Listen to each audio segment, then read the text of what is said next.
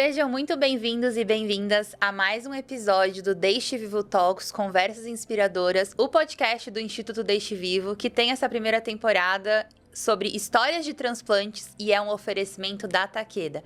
Eu sou a Giovana Fiore, sou transplantada renal e fundadora do Instituto Deixe Vivo, e aqui comigo hoje temos duas convidadas maravilhosas, transplantadas de pulmão, Mirela e Sabrina. Vamos bater um papo aí para conhecer as histórias de vocês, como a doação de órgãos salvou a vida de vocês. Sabrina veio até a caráter aqui com a camiseta. Tem um pulmão? Ai, que linda!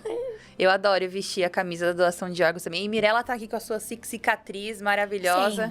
Sempre, né? Mostrando, de fato, esse símbolo da vitória da doação de órgãos, né? Bom, vamos começar então. Me diz uma coisa. Você, desde pitica, né? Enfrentando desafios, nasceu prematura e tudo mais. Conta um pouco pra gente como que foi a sua história até descobrir a insuficiência pulmonar. Como que foi, se você tem um diagnóstico fechado. E depois a gente fala do transplante. Eu nasci de 5 meses, pesando 30 centímetros. E minha mãe dizia que eu cabia na palma da mão e conseguia ver todos os meus órgãos, porque minha pele era muito transparentinha, porque eu não tinha me formado direito, né? Ela não teve complicações, né, na gestação. Na gravidez, né? Simplesmente eu resolvi nascer de 5 meses. Era pra eu nascer dia 7 de setembro, eu nasci dia 21 de junho. Caramba! Sim, e aí eu fiquei muitos meses internada na Isolete. A minha mãe foi pra casa e eu continuei lá. Uhum. Tem a história que a minha família ia me visitar e desmaiava, passava mal, porque era algo muito diferente pra eles, sabe? Pra nossa realidade. E aí minha mãe foi pra casa, passei ainda uns 3 meses internada. Uhum. Saí da UTI e fui pra casa. Mas eu nunca tive uma vida sem oxigênio, né? A minha mãe percebeu que não era... que as coisas não estavam bem, porque eu sentia muita falta de ar, ficava roxa, engasgava com comida e tudo mais. Eles achavam que era uma fibrose cística. Tá. E aí eles fizeram o exame do pezinho, né, que já existia, fizeram várias coisas e não era fibrose, era broncodisplasia. Eu passei a vida inteira com esse diagnóstico e, né, hoje não possuo mais ele por conta do transplante, mas ele ainda é uma realidade pra mim, na hora de eu discutir sobre o assunto, né? Tá. Os médicos falam que daquele período que eu nasci, todas as crianças dessa época não sobreviveram, porque não tinha equipamentos pra... Hoje em dia você aplica uma injeção na criança, aquele pulmão desenvolve, você segura a gestação. No meu caso não tinha, eu nasci em 93, não é muito tempo, mas pra medicina é muito tempo, porque se atualiza todo momento, né? E aí eu cresci assim, com oxigênio. Na época não tinha mangueira de 2 metros. E a minha casa era grande, plana, né? Ainda bem que era plana. E aí minha mãe emendou 2 mangueiras pra que eu pudesse aprender a andar com oxigênio, porque eu não podia tirar, ficava roxa. Era um cilindro? Era um cilindro. Na verdade, foi reduzido no Covid a quantidade de cilindros dentro de casa. Mas quando eu era novinha, chegava a ter 3, 4, 5 cilindros em casa. Tá. E aí a gente foi... E era o tempo todo? O tempo inteiro. Eu ia pra escola usando oxigênio. Inclusive, estudar pra mim foi uma questão, porque as escolas não me aceitavam, né? Tá. Isso em 2099, as pessoas diziam que eu apresentava um perigo para as crianças em sala de aula. Eu podia derrubar o cilindro numa criança, eu podia deixar que alguém tropeçasse na minha mangueira, e isso a minha mãe não aceitava. Zero inclusão, né? E na época era chamada de crianças especiais, né? Sendo que especial é todo mundo, não é sobre isso. Sim, todos somos especiais. Sim, não era discutido isso na época, e minha mãe não aceitava que eu fosse colocada numa sala com pessoas especiais, porque pra ela já entendia. A minha mãe não é uma pessoa com escolaridade, né? Ela estudou até só a 5ª série. Então, assim, eu admiro muito a minha mãe, que ela teve muito, muito clara, assim. Sempre muito claro que ela não queria aquilo. E ela foi em todas as escolas, assim, eu moro em Osasco, né? Então foi em todas as escolas em Osasco, ninguém aceitou. Tentou também algumas em São Paulo, também não conseguiu. E aí os meus primos estudavam numa escola particular. E lá eles falaram, olha, a gente não tem como aceitar ela aqui. Aí minha mãe falou, eu trabalho aqui. vocês querem que eu trabalhe? Eu trabalho pra pagar a matrícula pra ela, porque a gente não tinha dinheiro também pra pagar a escola. Ele falou, não precisa, mas assim, quem que vai cuidar dela? A senhora não pode acompanhar ela em sala de aula. E aí uma professora falou, eu vou receber ela em sala de aula. E eu lembro até hoje de eu chegar na sala de aula, a professora me apresentando pra todo mundo. Falei, olha, ela usa oxigênio, mas ela é igual a vocês. Ela vai aprender a ler, escrever igual a vocês. E eu tinha muita dificuldade pra ler e pra escrever. Eu sou jornalista hoje. É verdade, olha só. E eu falo, nossa, que reviravolta, né? Porque eu tive... Inclusive, eu achei que ia ser um novo diagnóstico. Meu medo não era não aprender a ler. Tipo, não saber escrever, eu não queria ser mais uma estatística, né? Eu não queria ser mais um número. Eu não queria ter mais um diagnóstico na minha receita ali, no meu prontuário. E aí eu aprendi a ler, né? Mesmo usando oxigênio. Inclusive, meus presentes eu não pedia nada muito estrúxulo, era sempre um livro. Eu lia muito no hospital, porque eu cresci dentro do hospital. Eu tinha as férias da minha tia, que era no bairro do lado, porque o oxigênio, né, tem gente que não sabe, mas você não pode transportar no avião, que é como se ele fosse uma bomba, né? Por Então, conta da pressão atmosférica. tá. Pode com oxigênio portátil, né, próprio, que é voltado exclusivamente pro avião. Mas é acessível? Não. Na época, quando eu ganhei, Não era né, eu fiz jornalismo, e aí os meus colegas de casa se comoveram, né? Tipo, e aí eles fizeram uma vaquinha pra eu comprar o meu concentrador portátil, e aí eu consegui comprar com a ajuda dos meus amigos e os amigos da minha mãe. Então, assim, eu consegui viajar de ônibus, né? Tipo, que nem eu tinha viajado ainda. E aí, viajei de ônibus. E aí, eu tinha a possibilidade de conseguir viajar de avião, mas logo veio a pandemia. E Ai, não deu certo. Mas me diz uma coisa, em que momento que você decidiu ser jornalista? Eu acho que tem muito a ver com toda essa sua vontade de querer sempre, né, aprender a ler, aprender a escrever, não se limitar por conta do diagnóstico e do oxigênio. Mas você tem esse momento, assim, quando foi? Tenho. A minha mãe conta que sempre que passava o jornal, eu ficava muito perto da TV. E aí eu ficava olhando os jornalistas, assim. E eu tenho um primo, que na época era criança, que quando ele me vê, ele falava, a mim vai ser jornalista. Só que eu não sabia o que era jornalismo, né? Na minha família não tem ninguém jornalista. Poucas pessoas têm graduações, né? Que eu vim de uma família muito humilde, né? E aí, eu sempre...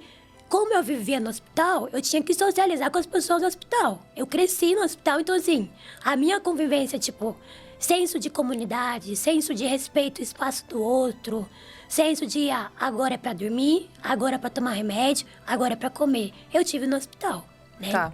A minha escola foi hospital. E eu sempre, quando eu fui crescendo, a minha mãe não ficava comigo, porque eu achava que ela não devia descarregar aquele peso sozinha. Então ela ia trabalhar e eu ficava lá com as tias do hospital, né? Que eram as enfermeiras. E aí eu sempre conversava com todos os leitos. E quando a minha mãe chegava... Entrevistando todos os pacientes. Desse jeito. Lá vem a Mirella. E aí quando minha mãe chegava, é muito engraçado isso, porque eu acho que é como eu me enxergo também. Eu sabia contar a história de todo mundo. E aí eu lembro muito bem que chegava no final, a minha mãe perguntava, mas por que ele tá aqui? Ah, não sei, mãe. Mas ele gosta lá de andar de bicicleta. Ele gosta de comer chocolate.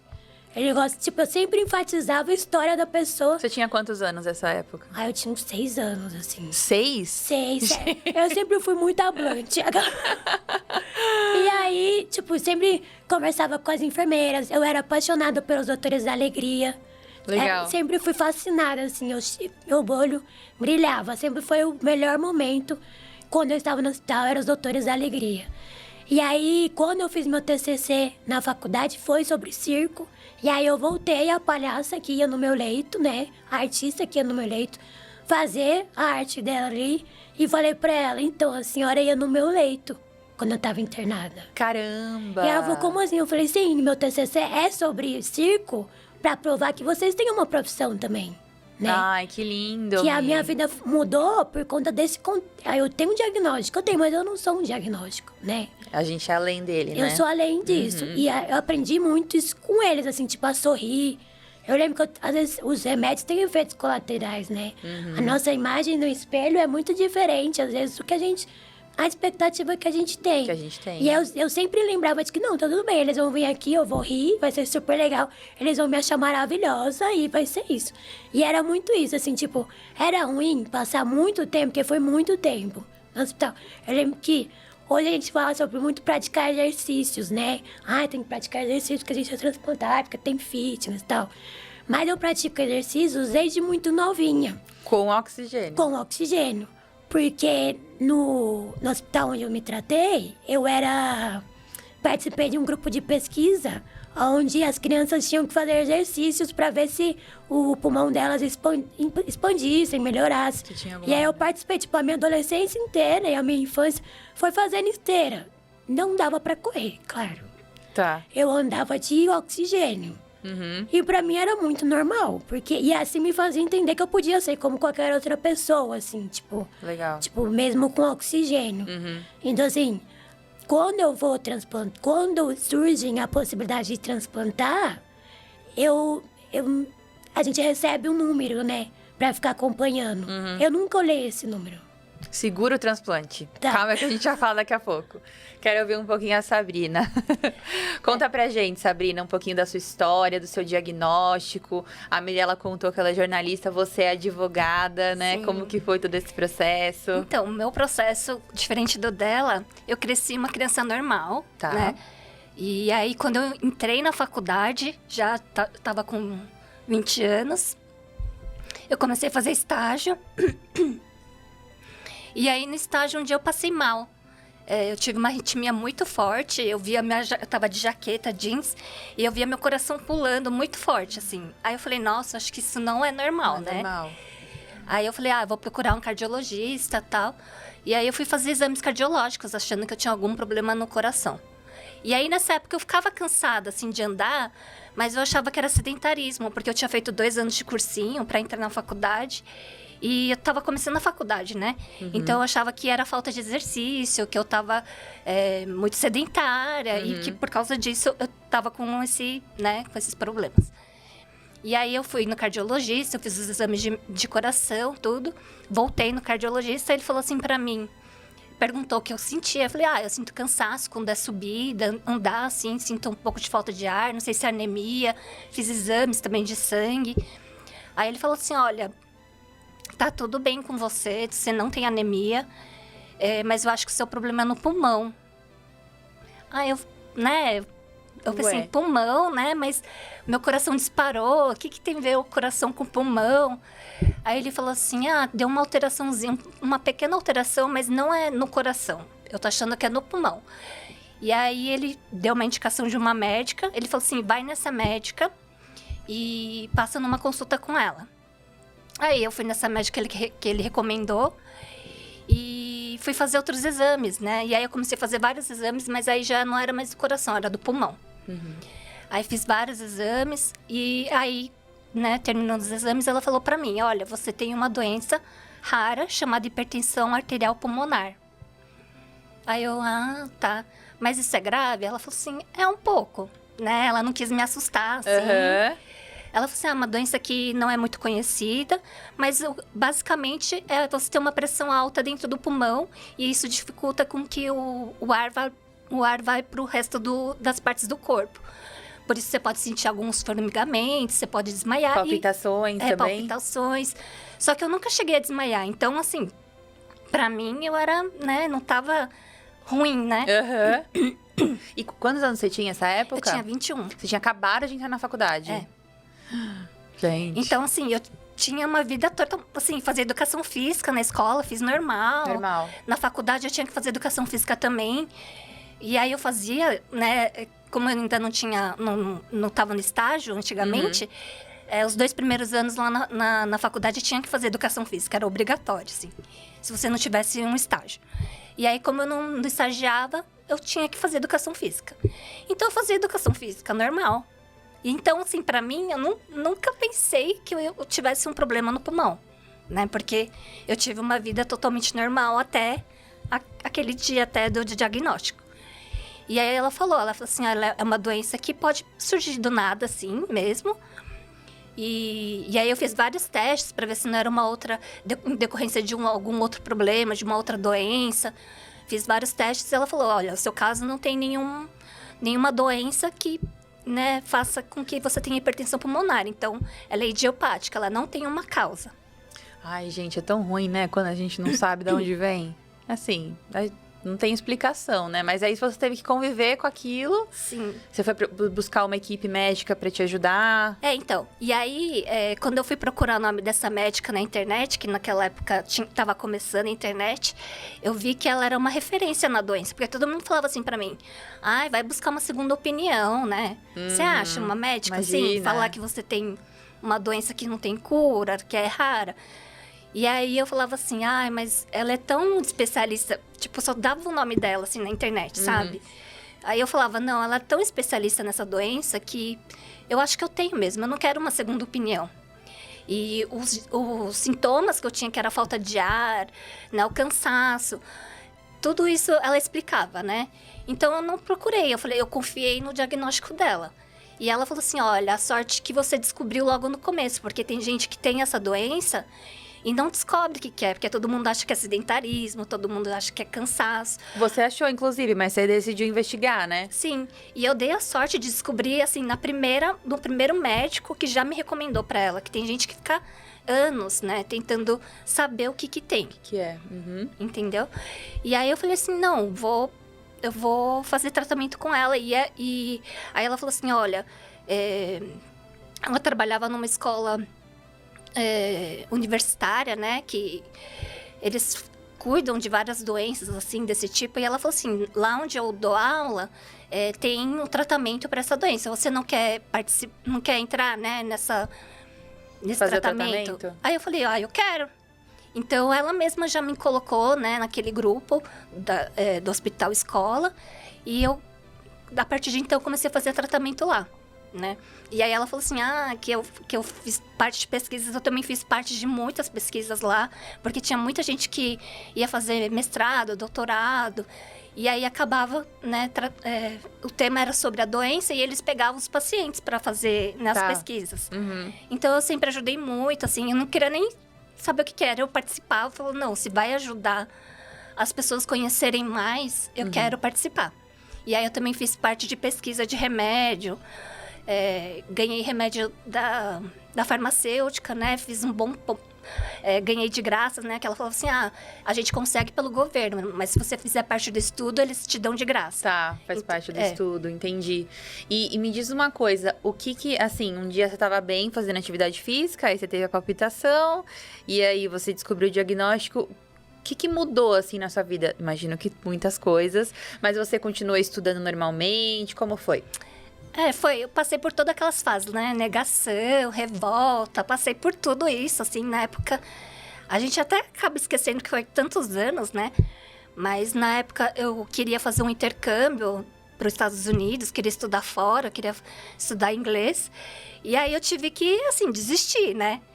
E, na verdade, quando a gente procura na internet o nome dessa doença, fala assim, as chances de sobrevida é de 2 anos. Aí eu falei, nossa, eu vou morrer, acabou a minha vida.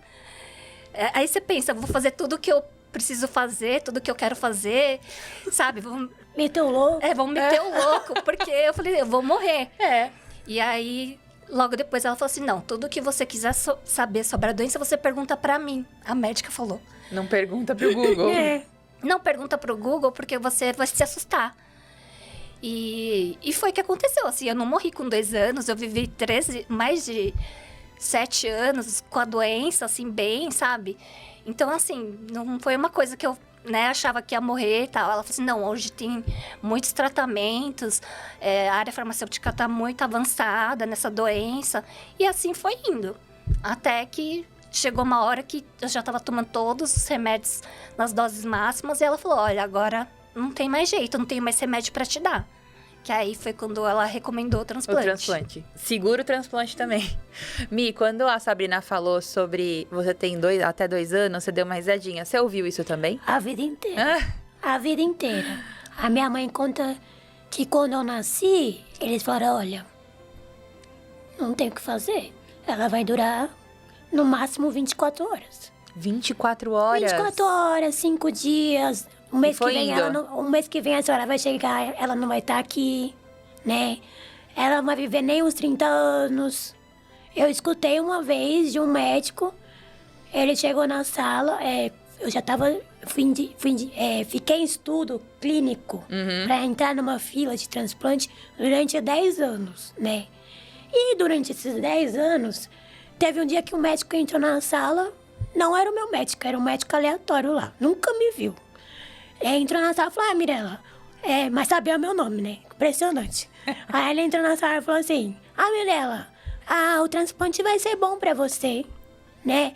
Você vai poder estudar. Aí sabe aquela memória de tudo quando eu era criança? Que nenhuma escola me aceitava? Vai bom, você vai poder estudar, vai fazer uma faculdade, tipo, em cima do salto dele como médico, graduando ali, fazendo residência no hospital gigante e tudo mais. E aí eu fiquei esperando ele terminar, né? O discurso dele, vai ser muito bom, você vai poder estudar, fazer faculdade, vai se informar. Aí eu falei pra ele, então, eu não preciso morrer pra estar numa sala de aula. Eu posso estar em qualquer lugar, mesmo numa fila de transplante. Mesmo com cilindro de oxigênio. Mesmo com cilindro de oxigênio. Mesmo porque eu cresci sabendo que talvez nunca existiria um tratamento pra mim. Porque eu tenho escoliose. Então, um transplante pra mim não é só, nunca é só, né, trocar um pulmão. Mas também tem como esse pulmão vai encaixar na minha escoliose. E até então, os meus médicos tiveram que estudar muito tempo para entender, transplantar alguém, entendeu? Com escoliose que precisava mais de mim, mais do que eu precisava. Ver se estava certo, ver se havia uma boa adaptação. Então, assim, tiveram muitos processos, né? E, assim, durante muitos processos, eu escutei várias vezes. Só que aí, com o tempo, né? Eu digo que a educação, ela é revolucionária. A minha única arma eram meus estudos, então eu estudei muito. E aí eu olhei pra ele e falei, depois que ele terminou, eu falei assim, eu tenho 3 graduações. E todas nelas eu fui bolsista. Não é o senhor que vai chegar aqui e vai dizer no que eu vou me formar, que depois do transplante, que nem se sabe, que muitas vezes não chega pra tantas pessoas, né? A minha vida é agora, não é depois do transplante. E aí ele saiu da sala, depois eu denunciei ele. Porque não é um absurdo, né? Porque eu já passei uma vida inteira escutando que vai morrer amanhã. É que eu acho que muitos médicos, muitas equipes, eles falam muito da parte técnica, mas a visão do paciente, o que o paciente sente é tão importante. E eu acho que a criação também diz muito sobre como o paciente leva, né? Esse tratamento, né? Sim, total. A minha mãe me criou sozinha. Eu ia te perguntar isso da sua rede de apoio. Foi sua mãe, foi sua base? Foi minha mãe. Na verdade, no transplante, a minha mãe não foi muito minha base, não, porque ela foi de arrasta pra baixo mesmo. Ela ficou... Arrasta pra baixo? Ela ficou muito mal, assim. Ela ficou muito... Ela conta para as minhas amigas, né? Quando minhas amigas vão lá em casa, ela fala que foi a primeira vez que me viu deitada numa maca e ela não sabia o que ia acontecer. Ela falou, foi a primeira vez, foram 28 anos com esse diagnóstico, mas foi a primeira vez que eu me senti potente. Eu não sabia para que rezar, né? A minha mãe é muito religiosa, né? Muito mesmo, né? E ela falava, eu não sabia para quem que eu rezava, eu não sabia o que eu pedia, né? Porque eu sei que é uma equipe maravilhosa, né? Mas não depende só da equipe.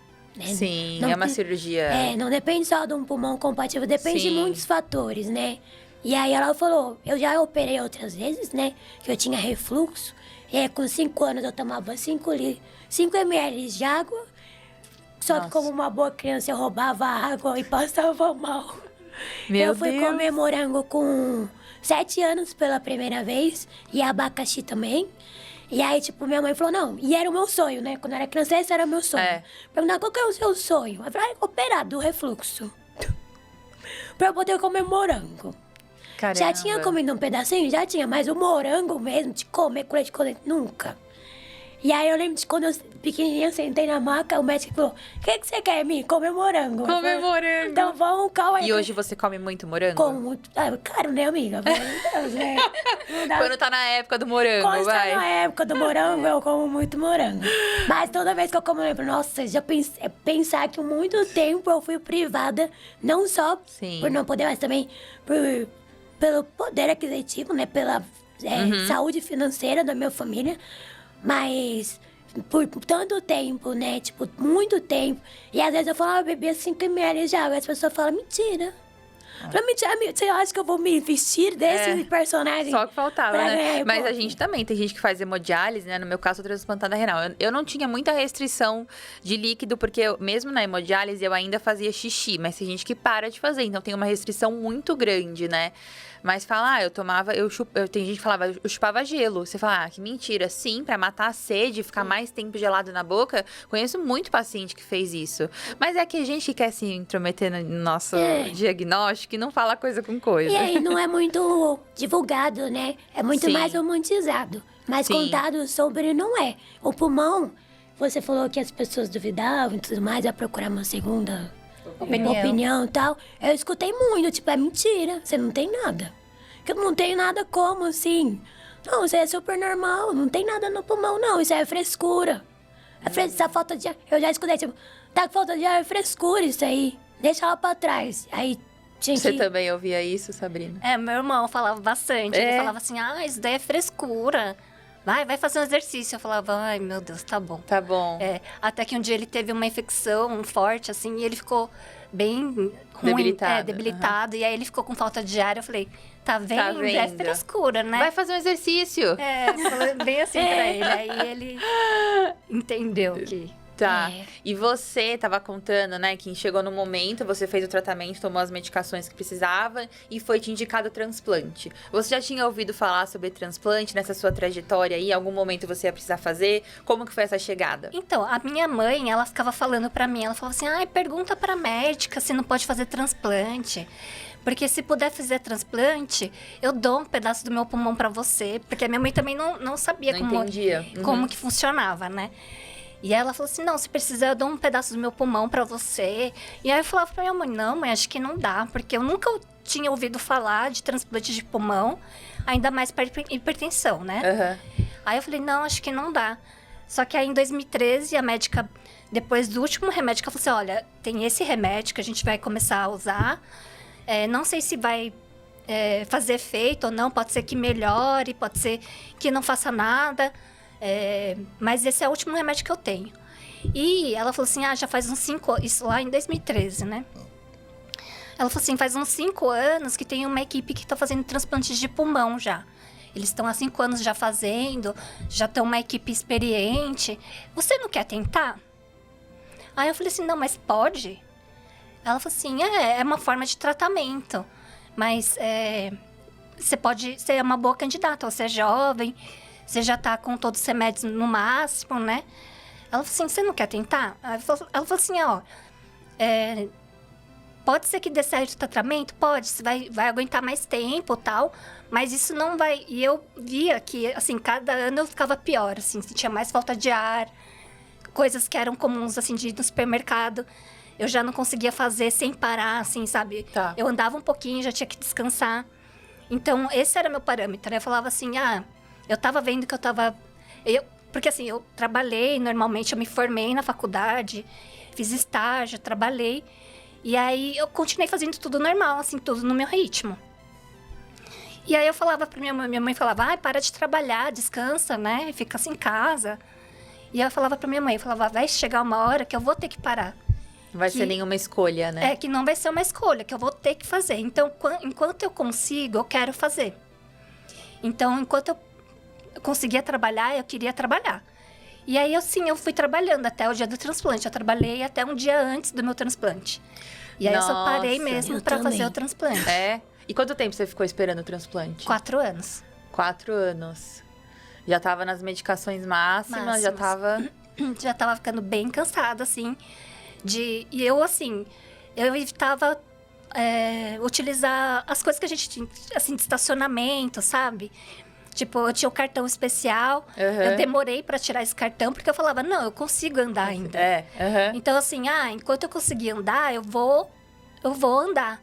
Só que chegou uma hora que eu falava, não, fico muito cansada. Aí fui tirar meu cartão especial de deficiente, pra poder estacionar mais perto, pra poder ter uma vaga mais fácil. Então, assim, eu fui começando a ver que tava ficando difícil pra mim. Tava no seu limite. É. E como foi essa chegada do transplante? Porque eu falo que a gente sempre acho que tá preparada e quando chega, é sempre eu uma nunca estive preparada. Eu perguntava na psicóloga, quando ligar, o que eu vou fazer? Ela vai, você vai pegar suas coisinhas E vai pro hospital. Eu falei, tá, mas vou falar o quê? Ela falou, não tem que falar. Eu falei, então, tá bom. Eu ficava matutando. Quando o telefone tocar, eu vou atender. Quando o telefone tocar, eu vou atender. Então, acho que como eu esperei muito tempo, né? Foram 4 anos de espera. Acho que no primeiro ano eu ficava bem ansiosa, assim, vai tocar o telefone. Mas aí foi o primeiro ano. Aí passa. Passa, nenhuma ligação, nem assim, nem, né? Vamos lá. Pode ser que tenha. Não, nunca me ligaram. Aí no segundo ano, no terceiro ano. Então, quando eu tava no 4º ano, eu já tava meio que... Desacreditada. Assim, sabe? Não tava ansiosa, né? Uhum. E aí, quando me ligaram, eu tava em casa. Nesse dia, eu não ia trabalhar. Eu tava fazendo uma inalação que eu fazia. Eu fazia a cada 2, 3 horas essa inalação. E eu tava fazendo essa inalação da manhã, antes de tomar café. Aí, eu recebi a ligação. A enfermeira falou assim, o que você tá fazendo? Eu falei, eu tô fazendo o Iloprost, né, que era o remédio. Aí ela falou assim, você já tomou café? Aí eu falei, não, eu vou tomar daqui a pouco. Ela falou assim, então não toma. Aí eu, por quê? Ela, porque chegou ao seu pulmão. Eu falei, sério? Mentira. Ela, você não quer? Aí eu falei, não, eu quero. Que isso? Aí ela falou assim, então vem com calma, toma um banho, arruma suas coisinhas. Eu falei, mas que coisinhas? Porque eu não tinha... nada arrumado, É tipo assim. maternidade, né? Eu deixei uma malinha meio pronta no primeiro ano de Nossa transplante. Senhora, ia ficar lá Depois, eu fiz igual a Sabrina. Eu falei, desencanei. Falei, gente, a hora que chegar, vai chegar. Eu não tinha nem essa malinha, nada. Mas no primeiro ano eu fiz, depois eu desencanei. Aí eu falei, mas o que eu levo? Ela leva uma necessaire, seus exames, né? Um chinelo, um pijama. Eu falei, então tá bom. Aí eu fiz uma malinha. Aí eu fui bem calma, ainda fui dirigindo. Aí liguei pro meu esposo, eu falei assim, me encontra no metrô tal, pra você ir comigo no hospital. Aí fui buscar ele no metrô ainda, a gente se encontrou no Butantã, que era no Morumbi, né, o meu transplante. Aí encontrei ele no metrô Butantã e a gente foi pro Morumbi. Mas assim, eu tava calma, Que isso, fui amiga? dirigindo. Que isso, Aí eu véi? falava assim, eu não posso bater o carro. Né? Fui pensou? bem tranquilinha. E assim, eu fui, assim, eu tava calma, assim. E aí, depois que eu cheguei... Aí, de casa, eu liguei pra minha mãe, né? Eu falei assim, eu tô indo pro hospital. Falei pra minha sogra, eu tô indo pro hospital. E aí, quando eu cheguei no hospital, aí eu comecei a ligar pras médicas que me trataram, pras pessoas do meu trabalho, pra avisar, né? Aí, foi depois, quando eu cheguei no hospital. Mas, assim, eu acho que eu tava até calma, assim, sabe? Não fiquei Não aquela ficou... coisa. Porque eu ainda consegui dirigir, né? Nossa Arrumar as Senhora. coisas, sair de casa. Que legal. E aí, a cirurgia durou quanto tempo? Durou mais de 12 horas. Pulmão é muito tempo, né? Porque começou assim, eu fui de manhã, eram umas 11 horas da manhã, mas a minha cirurgia só ia ser às 6 da tarde. Nossa, ficar em jejum esse tempo todo pra mim foi e o meu uma- medo... Mas eu nem senti fome. Eu não tava com nada. Só tava pronta só. O meu medo era esse, de ficar... Eu sonhava que me chamavam e eu ficava com fome. Eu tinha pesadelo disso, de passar fome, né? E aí, quando eu cheguei no hospital, eu logo falei pra moça. Eu falei assim, olha, eu não tomei café da manhã. Aí a moça, então tá bom. Aí já botaram um sorinho e tal. Então, assim, não... Foi tranquilo. Foi tranquilo. E aí, a recuperação foi tranquila? Não, a recuperação demorou um pouco. Acho que demorou 4 meses para sair do hospital, né? Eu fiquei bem ruim. Eu tive depois uma úlcera no estômago, depois que eu fiz o transplante. Uns 15 dias depois eu tive essa úlcera no estômago. Aí tiveram que me abrir, operar. E aí dificultou ainda mais a minha recuperação, né? Eu já estava, né, mais difícil de me recuperar e demorou um pouquinho mais. Eu fiquei 4 meses no hospital para... Mas hoje tá bem. 6 anos de transplante, tá bem. hoje eu tô bem, graças Ai, a que Deus. bom. Conte, Mirella, como foi a sua não estar preparada? Não, então, não, porque não é Como estar foi a preparada. ligação primeiro? O que você estava fazendo Estava na hora? dormindo. Que a Foi Sabrina estava fazendo... O meu dia tinha sido muito estressante com o trabalho. Hoje eu leio meus tweets no Twitter e falo, gente, que situação, velho. Vou botar isso num livro, ninguém vai acreditar. E, tipo, tava muito estressada e tal. Durante a pandemia eu cheguei a mudar algumas vezes de casa, porque eu tinha muito medo de ser contaminada, né? Entendi. Que eu transplantei durante o Covid, né? Tá. E aí eu lembro que na última consulta o médico falou assim, minha mãe falou assim, Ele falou assim, até a próxima consulta. Aí minha mãe falou, a fila tá andando? Aí ele falou, agora tá, porque parou, né, quando deu Covid. Covid. Aí ele falou assim, agora tá. Ela falou assim, minha mãe profeta, ela falou assim, a gente não vai voltar mais aqui, não. O transplante vai vir. Vai que não, vai que vem, né? E aí nem existe essa próxima consulta aqui. E aí o médico... Jogou pro universo. E aí o médico falou assim, pode ser. E aí tocou 4 horas da manhã, eu estava dormindo. Meu celular tinha descarregado, quebrado, sei lá, né? Tudo aconteceu com o celular. E aí, minha mãe tinha um celular bom. E ligaram para ela. Ligaram uma, ligaram 2, ligaram a terceira vez. A segunda vez ela falou assim, será que é o transplante? E aí ela falou, se eu atender, Aí ela tocou a terceira vez, ela atendeu. Só que a ligação era muito ruim. Porque eu moro na periferia e às vezes em alguns lugares não funcionam tão bem, né? E é onde a gente morava não funcionava tão bem. E aí ela foi no banheiro, o médico falou, olha, o pulmão da Mirella chegou. A senhora consegue chegar aqui e vir pra cá com ela? Aí ela falou, posso. Aí falou que ela era minha mãe, né, tal. E aí ela não conseguia falar com o médico. E você dormindo? E eu dormindo. E aí eu acordei com ela ofegante. A primeira coisa que eu pensei foi o quê? Invadir a casa, sequestraram a minha mãe, tô aqui, no meio da pandemia, vão levar a gente sei lá pra onde. Aí eu acordei, ela Cabeça tava... do jornalista, né? Já inventa umas histórias Já vim assim. com hard news, viu? Hard news. Hard news. E aí eu cheguei na sala, que era a nossa casa era um puxadinho, né? Tipo, não tinha sala nem quarto. Era dividido por uma madeira MDF. Eu cheguei no que supostamente era uma sala, ela tava parada na frente do banheiro, encostada assim, ó, com o celular na mão. E assim, tipo, eu achei que ela tava passando, sei lá. Aí sentei no sofazinho e fiquei assim. Ela desligou o celular, tipo, tá bom, aí desligou, foi. Quem que foi? O que aconteceu? Aí ela, é o... Não, ela falou assim, alegre. Ela falou, é o pulmão. Ele chegou.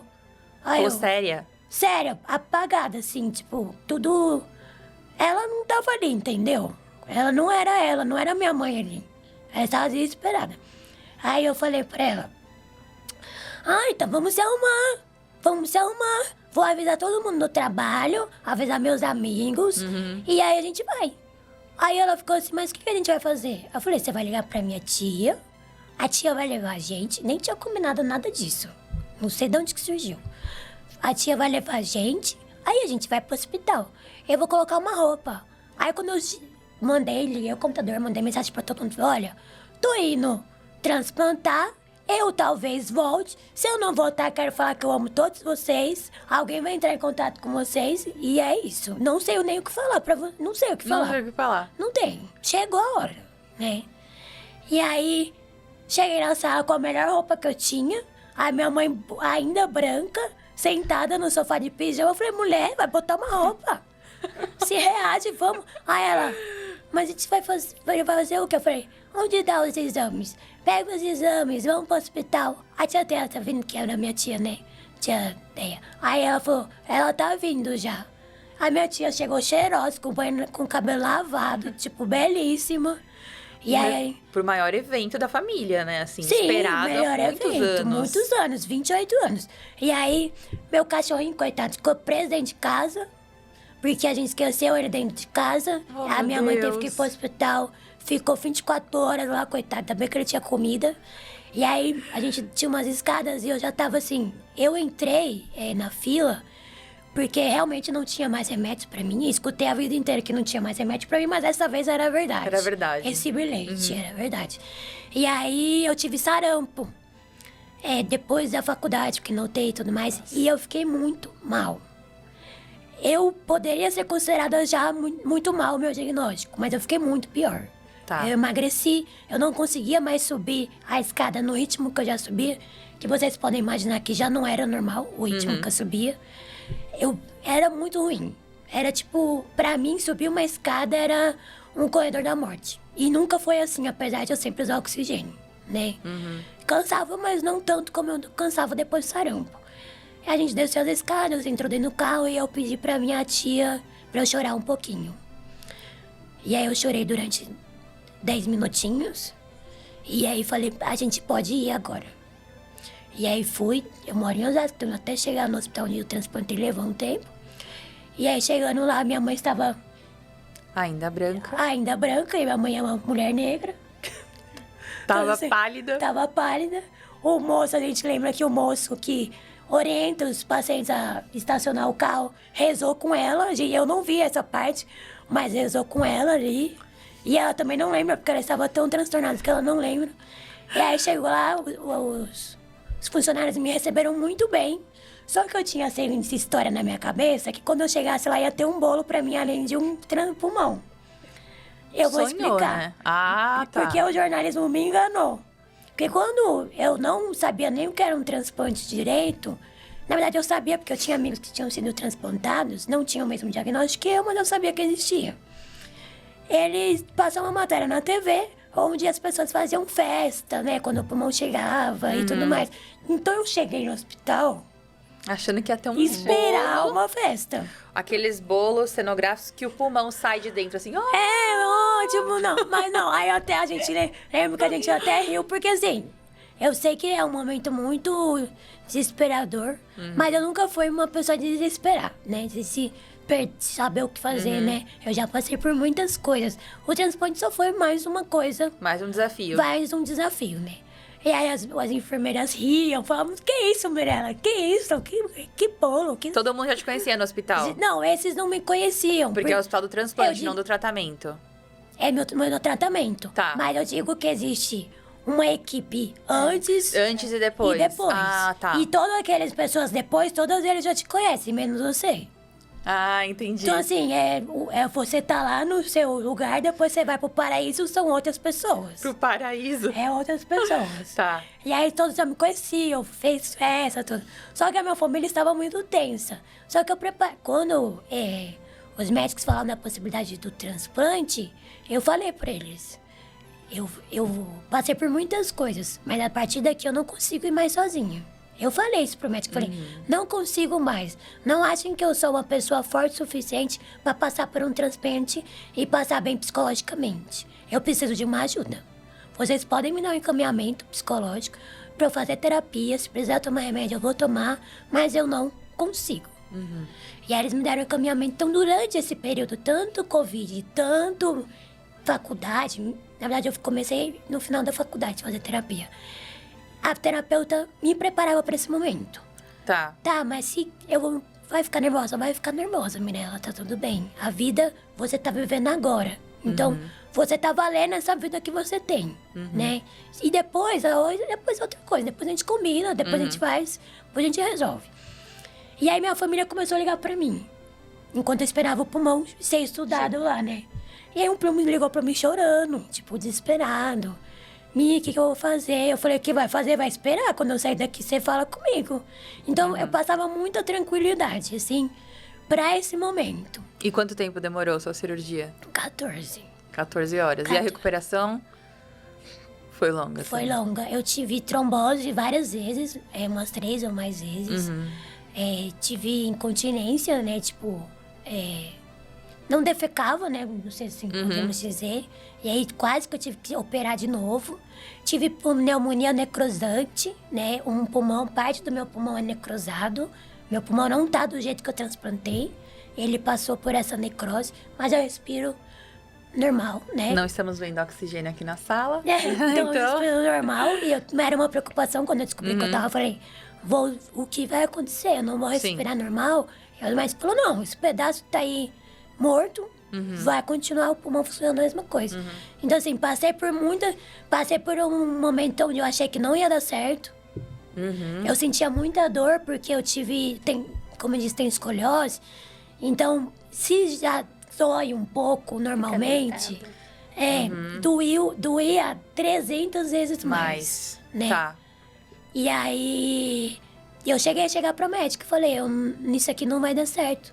Isso aqui não deu certo. Por que vocês fizeram isso comigo, né? E ela falou, Mi, por que não deu certo? Você não tá aqui? Deu certo, sim. É que a gente quer que seja tudo perfeito, né? Você é você, os outros pacientes são outros pacientes. Exato. Deu certo porque você tá aqui agora. Agora é o que deu certo. Exato. Depois é depois, sabe? Depois é outra coisa. Depois você passa um café, depois você viaja, então outra coisa. Sim, total. Então é aprender, por mais que a gente transplante, né? É aprender também que é agora, né? A nossa vida é agora. Agora eu posso fazer planos que eu não podia quando eu era adolescente, e mesmo assim fazia, né? Eu falo pra minha médica que eu sempre fiz muitos planos pra minha vida. Tipo, mesmo com oxigênio, mesmo sem nenhum remédio. Tipo, que faculdade eu vou fazer? Depois da faculdade eu vou fazer o quê? Vou comprar uma casa? Não vou comprar uma casa. Vou poder ir pra praia ou não vou poder ir pra praia? Eu sempre planejei muito. E depois do transplante eu já não sabia o que eu podia fazer, né? Mas eu sabia muito bem o que eu queria, que era viver, né? Sim, Então, e acho que além de fazer planos depois do transplante, você realiza também, né? Sim. Acho que o transplante traz isso pra gente, né? Meninas, quero aproveitar, tem um tema que a gente sempre fala aqui nos episódios do podcast, que é um tema também que, né, que envolveu a vida de vocês, essa história, trajetória como transplantada. E quem tá assistindo a gente já conhece também, que a gente tem até um bordão, que é citomegalovírus, você não precisa ter para saber. Por que a gente fala isso? Porque tem gente que teve, só descobriu que teve porque precisou ter, assim, enfim, teve gente que a equipe médica, né, contou como foi. E vocês duas passaram, né, pelo processo diferente, né, cada paciente reage de uma forma. Eu queria que vocês contassem, né, então, como que foi pra você, Sabrina, ter o CMV? O meu foi numa consulta, que logo depois que eu tive alta, foi em setembro. Aí eu fiquei um mês em casa.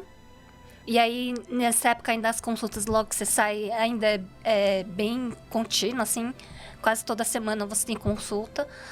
E aí, numa das consultas que eu fui, eu nem estava preparada, né? Assim, fui pra consulta só. E aí, eu fui pra consulta, o médico falou assim, você não vai embora. Eu falei, como eu não vou embora? Não, a gente vai te internar. Aí eu falei, mas por que vai me internar? Ué, porque você tá com uma infecção, né? Aí eu, que infecção? Ele, CMV. Aí eu, tá. E assim, eu não tinha nenhum sintoma, não tava passando mal, nada, não sentia nada. Só o exame. Só o exame mesmo, eu não sentia nada de diferente. E aí, daquela consulta, eu já nem saí. Eu fiquei, já fui, né, pra internação. E aí falaram pra mim, olha, quando for assim, quando for nessas consultas, você já vem preparada, já vem com uma malinha. Isso é péssimo. Já traz os seus remédios. E eu falei, nossa, mas é assim? Eles falaram, é assim. Eu falei, nossa senhora. Eu falei, tá, então da próxima vez, né, que eu tiver consulta, assim, eu já vou vir com alguma coisa preparada. Porque eu não tinha nada, assim. Não tinha levado remédio, não tinha levado roupa, nada, né? E aí eu fiquei internada. Aí fez o tratamento, mas você ficou bem? Fiquei bem. Depois nunca mais teve? Não tive. E assim, depois na pandemia, né, eu tive herpes, começo de herpes, mas as feridinhas, assim, que aí falam que é em decorrência também, né, dos vírus que a gente tem. Sim, que a gente adquire, mas aí ao longo da vida, aí quando a imunidade cai por conta dos imunossupressores, eles aparecem, né? É legal também, deixa eu explicar aqui pra quem tá assistindo a gente, que assim, aqui elas estão contando as experiências delas com o CMV, né? A gente teve já episódios que a gente trouxe médicos aqui que participaram com a gente, explicaram tecnicamente o que é o citomegalovírus, por que ele afeta tanto os transplantados, o que tem a ver essa questão de ser transplantado e o CMV. Então, se você quer saber um pouco mais, volte a alguns episódios. Tem o episódio da doutora Tamires, do doutor Leon. Se não saiu, ainda vai sair. E lá tem todas as informações que vocês precisam saber sobre o CMV dessa parte mais técnica. Mi, conta como foi. A gente faz um tratamento profilático, né? Onde você faz? Onde você fez o transplante? Onde eu fiz o transplante. Que profilático é quando você faz a profilaxia antes de acontecer, você Isso. meio que se prepara pra... Isso, esse tratamento dura 3 meses. Eu até conferi na minha papelada lá, porque eu não lembrava mais. Por mais que seja um pouco tempo, pra mim faz muito tempo. E aí eu não lembrava. Só que assim, quando a gente transplanta, na minha equipe, pelo menos na equipe que me cuida de mim, eles dão um guia, né? E nesse guia tem tudo. De uma maneira muito técnica E eu tenho alguns questionamentos sobre isso, mas ele já está sendo resolvido. A jornalista em criação sobre os questionamentos do texto. E aí... Mas lá tem tudo, inclusive o CMV. Só que são muitas coisas ali naquele manual, eles passam despercebidos, porque você lê... Beleza, entendi. E até porque você pode ter algumas coisas que estão ali, como não, né? O citomegalovírus... É engraçado que todos os pacientes que a gente trouxe aqui tiveram, né? Parece que todo mundo tem CMV. Não, é que de fato a gente fez um estudo e procurou, né? Entrevistar as pessoas que tiveram pra contar as experiências aqui. Mas não é todo transplantado, independente do órgão, que tem o CMV. É importante dizer isso. Não é todo. Mas é importantíssimo a equipe orientar. Sim. Falar, que nem tava nesse manual. Por mais que você tenha seus questionamentos. Sim. Tava lá. Porque ele não explicava muitas coisas, mas explicava o básico, né? E aí a gente faz ainda essa profilaxia, né? Esse pré-tratamento. Durante 3 meses você tem que ir todo dia no hospital. Depois do transplante, Depois do transplante, você vai lá, toma o remédio e vai embora. Toma o remédio, vai embora. Faz físio, toma o remédio e vai embora. Tá. Né? E eu fiz isso muito bem, muito certinho. Sempre fui uma paciente muito regrada, assim. Isso porque talvez seja... Vem isso da minha infância. Eu escutava minha mãe saber os remédios todos de cor. Eu não sei, não sou obrigada. Carrego no celular, mas muito certinho. E aí, um belo dia, eu tive algumas complicações, mas eu digo que depois do transplante eu consegui sentir muito mais o meu corpo. Então, qualquer coisa que eu vejo que tá diferente... Eu falei, eu não tenho isso aqui não, hein? O que é isso? eu senti... Porque é muito importante dizer que antes eu senti o quê? Falta de ar. Ponto. Era isso. Não tinha dor de barriga, nunca tive catapora. Era falta de ar ao extremo. Era isso. Tive sarampo? Tive, mas consequências do... Enfim. E aí eu comecei a sentir um enjoo. Comi, senti um enjoo. Mas que diabo é isso? Não sei o que é. E aí, quando a gente passa na consulta, no início com mais frequência, né? Pra sempre estar fazendo os exames, check-up, sempre. E aí, um dia eu passei e falei, olha, eu tô com enjoo e tal. Ele falou, então, você tá com CMV, você vai ter que ficar internada. Eu falei, como assim? Eu falei, não trouxe minha bolsa, não trouxe nada. Porque eles também falaram pra deixar minha bolsa arrumada, né? Só que eu comecei a ficar pilhada. Eu falei, que eu vou dormir? Parece que tá chamando, Todo dia eu vou dormir, deitar com essa mala aqui na minha cara. Não vou não, é que eu tô chamando esse negócio pra eu voltar pra lá, não vou não. E a minha terapeuta também orientou. Você tem que arrumar sua mala... Quando for a hora. Quando for a hora. Quando não for, você não vai ficar esperando. Você vai esperar viver coisas incríveis. Você não vai esperar ir pro hospital. Arruma a mala pra viajar. Arruma a mala pra viajar. Agora, quando for pro hospital, você dá um jeito. Você não sempre dá um jeito? Ou você sempre achou que você ia ficar internada? Não. Então não é assim. E eu acho que eles falam isso meio que figura de linguagem, entendeu? Não precisa deixar sua mala, mas eu deixava. E eu ficava toda... Meu cachorro ficou traumatizado, ele ficava do lado da mala assim, tipo, pra onde você vai hoje? Vai sumir mais 3 meses. E aí eu fiz o tratamento do CMV, só que aí eu voltei pra casa, peguei as minhas coisas, perguntei se eu podia levar meu notebook pra eu trabalhar de lá. Conversei com a empresa onde eu trabalho até hoje. Falei, olha, eu vou passar por um tratamento, todo mundo ficou pilhado. Falei, meu Deus, o que tá acontecendo? E não, gente, tá tudo bem. Tô sentindo nada. E aí você trabalhou do hospital? E aí eu trabalhei Você no não teve hospital. sintoma também? Tive um enjoo. Só o enjoo. Que era muito grande, assim. Então não era só o enjoo, era o enjoo. Era o enjoo, porque você não sentia nada. E aí eu sentia esse enjoo. E aí eu revezava, né? Quando eu trabalhava de manhã, à tarde, quando eu tomava o remédio, já não trabalhava mais. Porque eu não sei se é todo mundo, mas eu sentia muita moleza, assim, ficava muito cansada fisicamente. E eu sempre respondi, o horário do remédio é igual ao horário da oração. Porque se você faz uma oração, quando você vai Tem que receber ser na hora. o horário da medicação ali, é a mesma coisa. Então, assim, eu me dedico ao remédio ali que eu tô tomando. Então, assim, chegou a hora do remédio, acabou o trabalho, acabou qualquer coisa. Você vai tomar o remédio. Vou tomar o remédio. E aí, fiquei lá nessa rotina 15 dias. E depois? E depois não tive mais. Mas também fiz esse tratamento antes, né? Sim, o profilático, o né? profilático. Legal. Gente, o papo tá muito bom, mas a gente já vai se encaminhando pro fim do episódio. E eu queria pedir pra vocês deixarem uma mensagem final e dizendo o que o transplante mudou na vida de vocês. O que mais, assim, mudou? Sabrina, primeiro. Acho que qualidade de vida, né? Viver melhor? Muito. Eu respirava muito mal e eu não sabia, assim. Eu achava que era normal, assim. Mas hoje, respirando, você fala, nossa, eu respirava muito mal. E aí você vê o quanto o corpo ele é inteligente, né? Porque ele se adapta àquilo que você tá vivendo, né? E aí hoje você fala, nossa, cara, eu como a mesma coisa que eu comia antes, mas hoje eu engordo muito mais fácil, assim, sabe? Porque o corpo não precisa de toda aquela energia que ele precisava, como antes, pra sobreviver, sabe? Então hoje eu entendo, sabe? Mas tudo bem, é por causa dos remédios, é uma série de fatores, mas hoje eu consigo comer o quanto eu quero, sabe? Porque antes eu comia, eu passava mal, não podia comer muito, porque eu ficava passando mal o dia inteiro. Eu posso fazer o que eu quiser, eu posso viajar quando eu quiser, assim, sabe? Falar, eu não preciso ficar em casa esperando uma ligação, sabe? Eu acho que é isso, assim, qualidade de vida pra tudo, assim, saúde pra fazer as coisas, porque acho que se você tem saúde, o resto tudo você consegue fazer, sabe?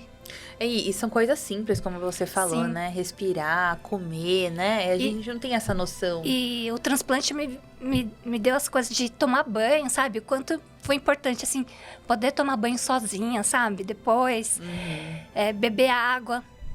Porque eu fiquei um tempão no hospital sem poder beber água, a boca seca, assim. E aí todo mundo falava, não, mas o que você quer hoje? Eu falava, eu quero um copão de água gelada, assim, sabe? E aí são coisas que você nunca passou, assim. E você passa a dar valor às pequenas coisas, assim. Pequenas mesmo, tipo... ir no banheiro e fazer cocô na privada, assim. Porque você não pode... Você tem que fazer na fralda, sabe? Sim, Então, são essas coisinhas, assim, que você fala... Que você não imagina, né? Porque a gente já aprendeu... nesse processo todo, eu tive que aprender a falar, aprender a andar tudo de novo. Então, assim, você dá valor a essas coisas.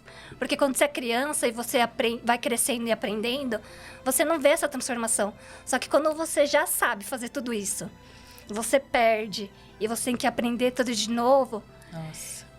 É um ensinamento aqui, sim, porque você quer que seja tudo rápido, e não é. E quando a gente é criança, é também gradualmente, né? Então, assim, eu aprendi a ter muita paciência pra tudo, assim, sabe? E dar valor a essas pequenas coisas, assim, da vida, sabe? Comer, poder beber o que você quer. Tomar banho sozinho, fazer o cocô, sabe? Essas coisas mesmo. Mas é importante a gente falar disso, gente, porque tem gente que não tem a menor noção, né? Quando a gente fala beber água, tem gente que fala, eu não gosto de água. Gente, não gosto de água. Não fala que isso. é gostar de água, né? Tipo, não... Exatamente, Ou então falar, não gosta de estar no hospital. Quem é que gosta de estar no hospital? Exatamente. Então, é muito importante a gente dar esses relatos, muito legal. Mi, eu vou te convidar para fazer a mesma coisa, mas eu queria muito que você uma vez me contou que teve um som que você ouviu depois do transplante, e isso me mexeu muito comigo, me fez refletir muito. Eu queria que você contasse essa parte. Foi o silêncio, né? O silêncio foi o... Nunca tinha escutado o silêncio, porque, pra quem não sabe, o cilindro de oxigênio faz barulho com borbulhados da água. E um concentrador de oxigênio parece um velho roncando. Velho não, né, cara? Mas um senhorzinho, idoso, uma pessoa ali que ronca demais. Então eu vivia com aquele ronco na minha cabeça. Eu não tenho memória de momentos que eu não tivesse esse momento. E sempre que eu tirava um cochilo de 5 minutos ali sem oxigênio, eu acordava com a culpa de achar que eu podia morrer naqueles 5 minutos, né? Sem oxigênio. Então eu lembro de contar pra minha médica, acordar aos prantos, sentado na cama do hospital, que eu tinha escutado o silêncio pela primeira vez, né? E a médica chora comigo, né? Quando eu escuto isso. Porque eu entendo que eu fui uma criança que eu nasci... Eita, gente. Não tem problema, tem lencinho aqui, quer? Não, porque eu fui uma criança que eu nunca me considerei doente, né? Eu nunca fui uma criança doente. Eu sempre falo que quem é doente é uma sociedade que não aceita uma pessoa com diagnóstico. Porque um diagnóstico qualquer pessoa pode ter, né? Qualquer pessoa pode ficar doente, né? Sim. Hoje tá bem, amanhã fica doente, do nada. Mas eu já nasci assim. Então eu nunca soube o que era esse negócio. O que é não ser assim. O que não é ser assim. É igual eu. Eu nasci assim também. E é assim que eu vou viver. Se é assim que eu tenho que viver, eu vou viver dessa forma. Que as pessoas me aceitem ou não. Sim, então eu nunca entendi o que é se as pessoas falam que era no normal. O meu normal era e era o que eu aprendia dentro de casa também. O seu normal era ouvir também o barulho do oxigênio. Sim. Pra você era normal. E quando você pôde acordar, transplantar, dormir, a sua primeira noite transplantada, como foi? eu deitava na cama e no meu leito eu conseguia ver as luzes da cidade, assim, por fora. E eu ficava olhando fascinada. Na verdade, até hoje, quando eu durmo, eu me pego parando e falando, olha isso. Escutando esse som do silêncio. Que silêncio. E toda vez que eu conto pra alguém, e alguém fala, porque eu também, não sei o que, eu falei, não, conta como que foi pra você também, né? Como que é esse silêncio que a gente tá nessa cidade maluca, né? A gente quer tudo muito rápido, a gente quer tudo muito agora, a gente quer tudo pra ontem, né? A gente vive no barulho e não percebe que tá mais nele, no meio dessa loucura. Mas quando eu transplanto, tiram as máquinas de mim, que precisavam me fazer respirar por aqueles minutos, e eu deito na cama, e eu não escuto mais o chiado do meu pulmão, que tinha dentro de mim, né? Que era constante também. As infecções vinham e voltavam. Mas o meu pulmão sempre foi muito doente. Então, esse chiado sempre existiu, né? E não é um chiado que eu tô aqui do seu lado e eu escuto. Era um chiado que eu escutava só eu dentro de mim. Dentro, né? Tipo, o gato. Os médicos diziam que era o gato miando. Ó o gatinho miando, não sei o quê. Então, eu escutava muito. Então, quando eu transplanto e descubro que é o silêncio, você deitar sua cabeça no colo, no colinho, No travesseiro. no travesseiro, ou no peito de alguém, escutar aquele coração dele batendo, dela batendo, né? E não o seu chiado. Você ri, sempre ri muito, né? Com a palhaça, desde sempre. E eu ficava muito roxo, começava a tossir, mas continuava rindo, não sei o quê. E quando eu ri, e não fazia, não tinha mais nada, não acontecia. Subi escada, eu lembro que a primeira vez que eu subi escada, muito rápido, porque na escola as pessoas me carregavam nas costas, no colo e tudo mais. Quando eu subi uma escada no ritmo normal, né, da população brasileira, eu ria igual uma criança. E minha tia falou, você viu? Eu falava, eu vi, você viu, eu vi. Olha isso, vamos descer e subir de novo. Aí desci e subia de novo. Aí eu falava, nossa, olha isso aqui. E não chiava mais, não tinha barulho mais. Eu acho que o transplante também traz essa paz dentro de você, né? Esse silêncio. Existem muitas preocupações ainda, mas existem muito menos do que tinha antes, né? Sim, com certeza. E ter o privilégio. O silêncio é muito valioso para muitas pessoas, né? Sim.